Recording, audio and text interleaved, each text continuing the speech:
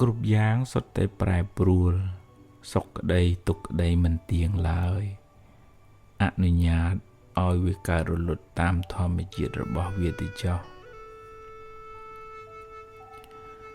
ពេលអ្នកមួម៉ៅបុណ្យបានចាក់ចេញពីអ្នកទៅ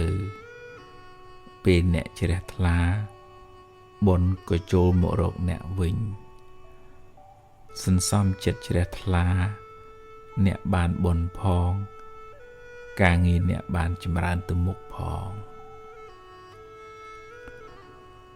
សុខខ្លះទុក្ខខ្លះចំណេញខ្លះខាតខ្លះសរសើរខ្លះនិន្ទាខ្លះគ្រប់គ្នាតែងជួបប្រសព